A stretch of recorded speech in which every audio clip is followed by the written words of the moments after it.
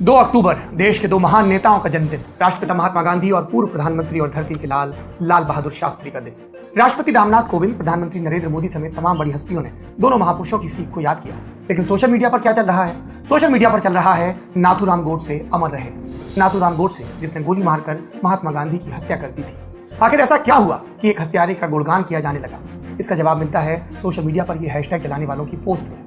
ये पोस्ट महात्मा गांधी को नीचा दिखाने के लिए किए जा रहे हैं। ये पोस्ट गांधी के देश में ही गांधी को अप्रासंगिक कर देने के लिए किए जा रहे हैं। नफरत भरी इन पोस्ट की सच्चाई से, तथ्यों से इनका कोई लेना देना नहीं है। इसमें होते हैं दावे कि गांधी की वजह से ऐसा हो गया, नेहरू की वजह से ऐसा हो गया, और दुख की बात यह है कि हम में से कई लोग इन बातों में आ जाते हैं। इसलिए आज गांधी जयंती के दिन हम इनमें से 3 बड़े दावों की पड़ताल करेंगे। पहला दावा, गांधी पश्चिमी पाकिस्तान से पूर्वी पाकिस्तान के बीच एक कॉरिडोर, एक गलियारा बनवाना चाहते थे। देश आजाद हुआ तो बंटवारा हुआ। एक बना पूर्वी पाकिस्तान, जो आज बांग्लादेश के नाम से जाना जाता है। दूसरा पश्चिमी पाकिस्तान, जिसे अब हम पाकिस्तान कहते हैं। ट्विटर पर शेयर किए जा रहे फोटो में दावा किया जा रहा है कि गांधी जी पूर्वी और पश्चिमी पाकिस्तान के बीच एक कॉरिडोर बनवाना चाहते थे। अगर गांधी 15 दिन और जिंदा रह जाते तो भारत की स्थिति ऐसी होती। सच्चाई क्या है?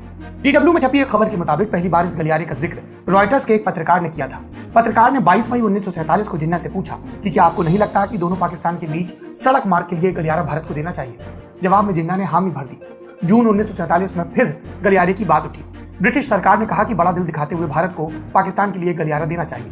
न्यूज एजेंसी एसोसिएट प्रेस से बात करते हुए सी राजगोपालाचारी ने इसे सिरे से खारिज कर दिया। कहा कि यह एकदम गैर जरूरी मांग है, इस पर कभी बात नहीं की जाएगी। इससे साफ हो जाता है कि गलियारा बनाने का विचार गांधी जी का तो कतई नहीं था। वो तो बंटवारे की इस पूरी कवायद के ही खिलाफ थे। दूसरा दावा, गांधी की वजह से हुआ देश का बंटवारा।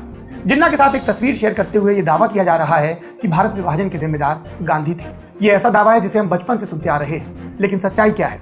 धर्म आधारित राष्ट्र बनाना कट्टरपंथियों का आइडिया था। मुस्लिम लीग ने इसे अपना मुख्य मुद्दा बनाया, जिसे 1946 के चुनाव में बंगाल और पंजाब में अच्छी खासी सीटें मिली। इसके बाद पाकिस्तान की मांग ने तेजी पकड़ ली। देश में जगह जगह दंगे शुरू हो गए। लोगों ने एक दूसरे को मारना काटना शुरू कर दिया। अंततः 14-15 अगस्त 1947 को भारत पाकिस्तान का विभाजन हुआ। ये तब हुआ जब कांग्रेस वर्किंग कमेटी ने माउंटबेटन प्लान को स्वीकार कर लिया। नेहरू और पटेल दोनों बंटवारे के पक्ष में थे। गांधी जी किस पक्ष में थे, ये 3 जून 1947 को डॉक्टर राजेंद्र प्रसाद से कही उनकी बात से मालूम चलता है। उन्होंने कहा कि मुझे इस प्लान में सिर्फ और सिर्फ बुराई नजर आती है। जब एक रिपोर्टर ने पूछा कि क्या आप बंटवारा टालने के लिए उपवास करेंगे, तो गांधी जी ने कहा कि अगर कांग्रेस कोई बेवकूफी करे तो क्या इसका मतलब यह है कि मैं मर जाऊं?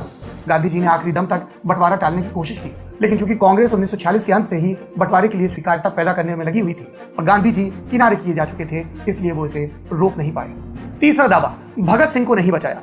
31 जनवरी 1931 को इलाहाबाद में एक रैली को संबोधित करते हुए गांधी जी ने कहा था कि जिन कैदियों को फांसी की सजा मिली है, उन कैदियों को फांसी नहीं मिलनी चाहिए, पर यह मेरी निजी राय है, इसे समझौते की शर्त नहीं बना सकते।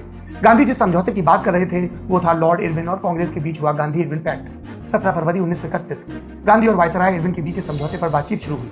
लोग चाहते थे कि गांधी तीनों की फांसी रुकवाने के लिए इरविन पर जोर डालें।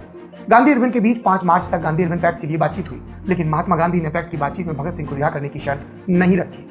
उन्होंने कहा था कि मैं निजी तौर पर वायसराय से बातचीत करूंगा। 18 फरवरी की इस बातचीत के बारे में बताते हुए उन्होंने लिखा है कि इस मुद्दे का हमारी बातचीत से संबंध नहीं है। मेरे द्वारा इसका जिक्र किया जाना शायद अनुचित भी लगे, लेकिन अगर आप मौजूदा माहौल को बेहतर बनाना चाहते हैं तो आपको भगत सिंह और उनके साथियों की फांसी की सजा खत्म कर देनी चाहिए।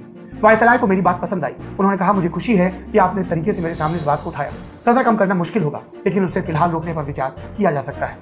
गांधी से बातचीत के बाद वायसराय लॉर्ड इरविन ने सेक्रेटरी ऑफ स्टेट को रिपोर्ट भेजी। इरविन ने लिखा, गांधी चूंकि अहिंसा में यकीन करते हैं, इसलिए वो किसी की भी जान लिए जाने के खिलाफ है। अगर उन्हें लगता है कि मौजूदा हालात में बेहतर माहौल बनाने के लिए ये सजा फिलहाल मुलतवी कर देनी चाहिए। गांधी का कहना था कि भगत सिंह और साथियों की सजा कम से कम कराची अधिवेशन 26 से 31 मार्च 1931 तक टाल देनी चाहिए, लेकिन ऐसा हुआ नहीं। गांधी ने भगत सिंह की फांसी रोकने की आखिरी दिनों तक कोशिश की। गांधी अपनी कोशिशों में जुटे थे। उन्हें लग रहा था कि शायद वो वायसराय को मना लेंगे, इसलिए वो कराची अधिवेशन के लिए रवाना होने में भी देर कर रहे थे। 20 मार्च 1931 को उन्होंने होम सेक्रेटरी हर्बर्ट एमर्सन से इस बारे में बात की थी। 21 मार्च 1931 को रॉबर्ट बर्निस ने न्यूज क्रॉनिकल में लिखा कि गांधी कराची अधिवेशन के लिए रवाना होने में देर कर रहे हैं ताकि वो भगत सिंह की सजा पर वायसराय से बात कर सके। 21 मार्च को गांधी ने इरविन से भी मुलाकात की। फिर से उन्होंने इरविन से अपील की। 22 मार्च को भी वो इरविन से मिले। वायसराय ने वादा किया कि वो इस पर विचार करेंगे। गांधी को उम्मीद दिखी। 23 मार्च 1931 यानी कि मुकर्रर तारीख से एक दिन पहले उन्होंने वायसराय को एक लेटर लिखा। उसमें फांसी होने की स्थिति में शांति और हालात बिगड़ने की बातें लिखी। फांसी पर एक बार और विचार करने की बात लिखी। लेकिन उसी शाम यानी 23 मार्च 1931 को तय तारीख से एक दिन पहले शाम के वक्त भगत सिंह, राजगुरु और सुखदेव को फांसी की सजा दे दी गई। तो यह है गांधी का सच। आप माने न माने, तथ्य यही है। गांधी जी या किसी और महान विचारक से असहमति होना अपराध नहीं है। मैं खुद व्यक्तिगत रूप से उनके कई पॉलिटिकल प्रोग्राम से, कई विचारों से, कई प्रयोगों से असहमत हूं। किसी दूसरे व्यक्ति के लिए गांधी की तरह आस्था होना, उसमें भी बुराई नहीं, लेकिन अनर्गल बातों पर गांधी की हत्या को सही ठहराना, किसी की भी हत्या को सही ठहराना, उसके हत्यारे को अमर बताना किस दर्जे की बेवकूफी है आप बेहतर समझते हैं। तो अगली दफा कोई सोशल मीडिया पर दावे करे तो उससे पूछिए कि इन दावों का आधार क्या है, मूल स्रोत क्या है, उसके बाद यकीन